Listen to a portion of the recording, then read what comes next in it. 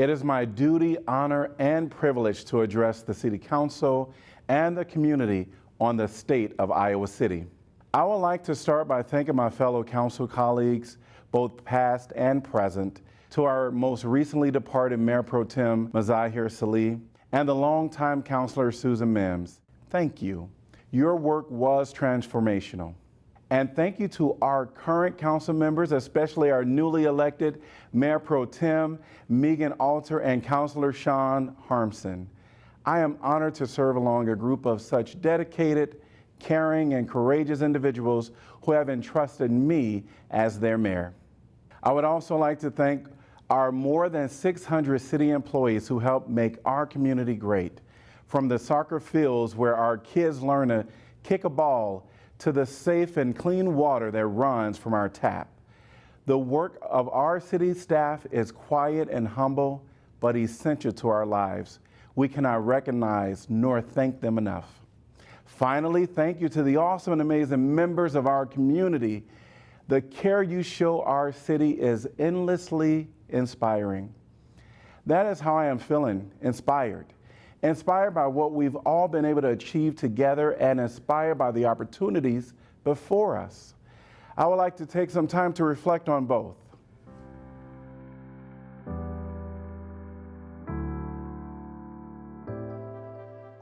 I'll begin with what I believe is the most foundational characteristic of a prosperous community: social justice and racial equity. Time and again, Iowa City has stepped up and shown the courage and vulnerability it takes to tackle these issues head on. This last year, the Oracles of Iowa City mural was unveiled, and it serves as a symbol of our commitment to not disguise the challenges or edit out the uncomfortable truths. We show this commitment in the words we use, the way we treat one another, and how we invest in this community. Last year, we elevated our support for BIPOC businesses and entrepreneurs. In the coming year, we have budgeted a new set aside specifically for BIPOC business development and have prioritized millions in American Rescue Plan dollars to invest in this effort. We have also responded to the calls for more equitable and just public safety in our community by changing how we approach calls for service. Last fall, our fire department launched the Navigator Assistance Program for community members in need. Through a new initiative to carry Narcan in response to the opioid epidemic, Iowa City police officers saved the lives of 7 individuals experiencing an overdose in 2021. This is just one example of the professional and compassionate services our police officers give, and there are so many more stories that are just as kind and caring. We acknowledge that our police officers are being asked to respond to situations that do not always call for a uniformed officer. And so I'm proud to report that over the past year, through strong partnerships, our city has gained a victim service coordinator, a street outreach and engagement specialist, a mental health liaison, and an immigrant and refugee community outreach assistant. I am pleased to share our City Council will be making a significant investment to expand the community's mobile crisis response efforts, and through our upcoming budget, we will be increasing the annual aid to agencies grant program because our strong network of social service agencies play an essential role in our community. We continue to create soul-searching opportunities that are all coming together in the spirit of unity with items that were listed in our Black Lives Matter resolution that was adopted by Council in June of 2020. The committed $1 million to social justice and racial equity initiatives and the work of our Truth and Reconciliation Commission are a few things we're all anticipating will impact all of us systemically. We adopted Juneteenth as an official city holiday and have our first of many memorable celebrations in 2021. I believe these are important steps forward in a city where we have always championed justice, equity, and inclusion. Recently, the Human Rights Campaign Foundation awarded us a perfect score for the LGBTQ+ inclusion for the 8th year in a row. Last spring, when our city offered Iowa City Pride yard signs free to the public, They were so popular that we ran out of signs 3 times. In the end, we nearly had 2,000 colorful markers across the city, reminding us that we are a community who stands united.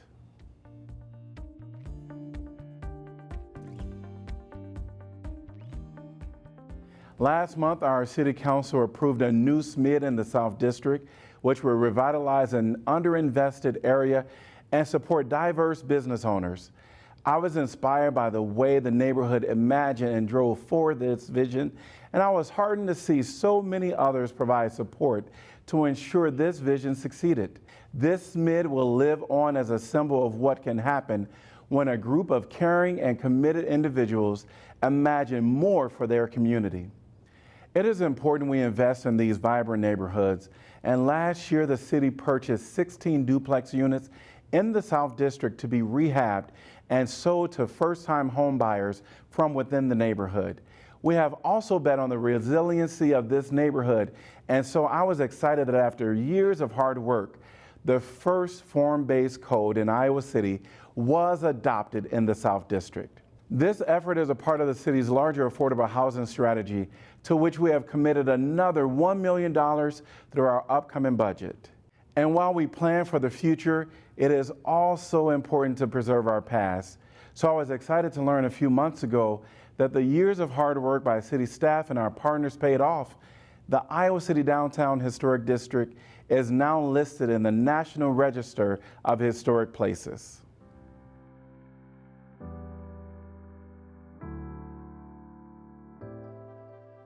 In all the work we do, I, alongside my City Council colleagues, have called for continued leadership in climate action.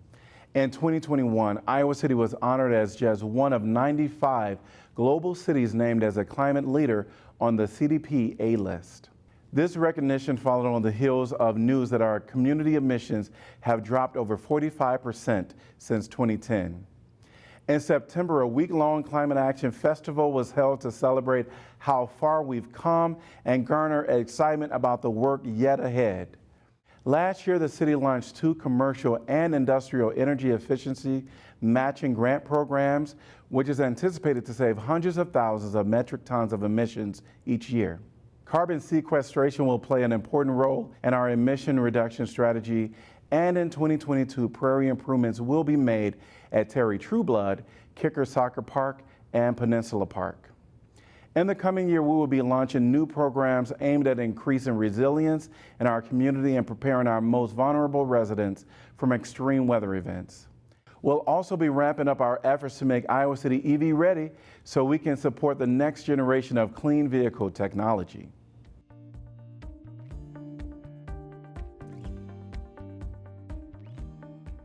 And in Iowa City, clean vehicles have made their way to our public transit system too. A few weeks ago, our first fully electric buses hit the streets. These sleek, bright new buses are a symbol of the future of our transit system.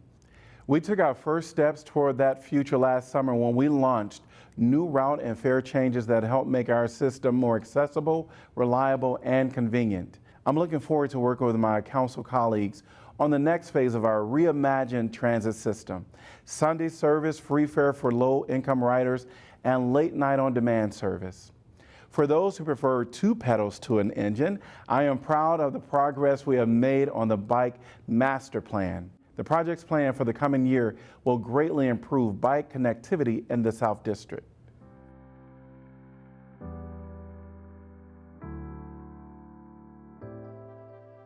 When it comes to arts and culture and recreation, we have had so much to celebrate this last year and a lot to look forward to. Last summer was the inaugural season of a partnership between the city and film scene that installed an outdoor cinema in Chauncey Swan Park to screen free movies for all ages. In August, we held a ribbon cutting for a park renaming in honor of a personal inspiration of mine and an important Black icon, the late James Allen McPherson.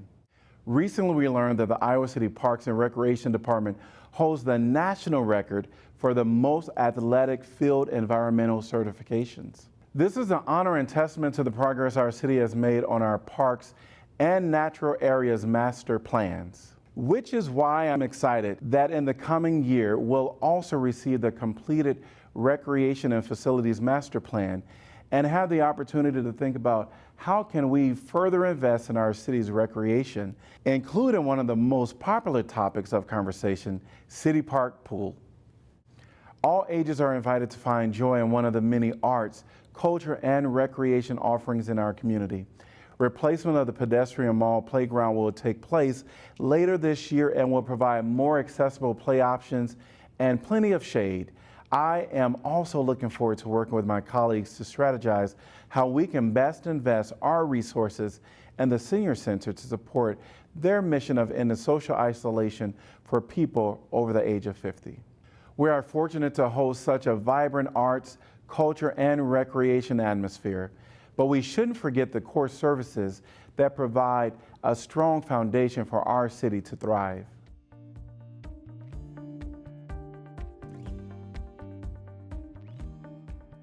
The state of our nation's infrastructure has been a topic of national discussion.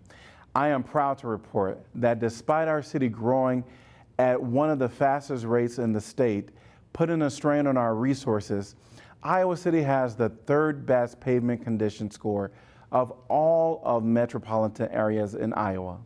Each year, funding is prioritized to maintain the 237 miles of roadway in Iowa City, and I'd like to highlight some of the major road improvement projects taking place recently. Last year, as part of the American Legion Road project, the new roundabout at Scott Boulevard was completed, significantly improving the flow and safety of this intersection. We look forward to completing this reconstruction project in the coming year, including a pedestrian tunnel connecting students to Hoover Elementary School. Work continues on the Melrose IWV Road Improvement Project and on completing the 2nd Avenue Bridge reconstruction and the Orchard Street reconstruction project.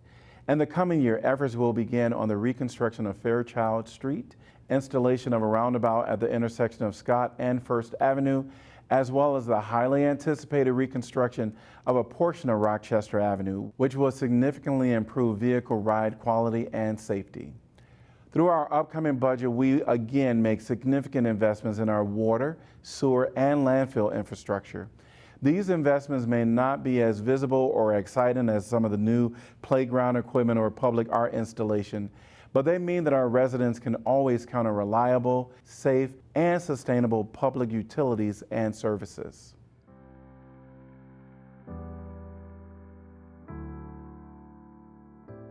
Federal funding through infrastructure bill may provide more opportunities to local infrastructure investments. I am fortunate to lead in a time when the federal government sees the value and the strengths in investing directly in our nation's cities. The historic American Rescue Plan Act has provided our city an unprecedented opportunity to make transformational investments that may never again be possible in our lifetime. The magnitude of this opportunity is enormous.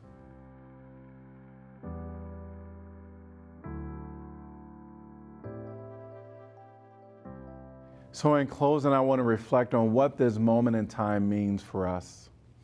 Last year during my State of the City, we looked back on the challenging year behind us and yearned for a return to normalcy. Since then, we've started using the phrase new normal, and I call on us to ask, what does that really mean? I believe our new normal is one that reemphasizes equity and sustainability at the forefront of all that we do. One that is more honest about the inequities that exist, but is ripe with the promise of new opportunities. I believe that in our new normal, we don't shy away from the hard conversations and the tough issues, but that we do come to the table with the faith in the integrity and decency of one another, that we stay open to trust and respect, even when and especially when we don't agree.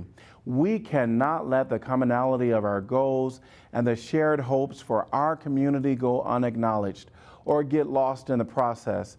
There's too much work to do and too much momentum to be hopeful about. So as we enter into another year together, I ask my fellow council colleagues, the city staff, the entire community to join me in taking time to celebrate our accomplishments, make the most of the opportunities before us, and remember that above all, we are one community In unity, your Mayor, Bruce Teague.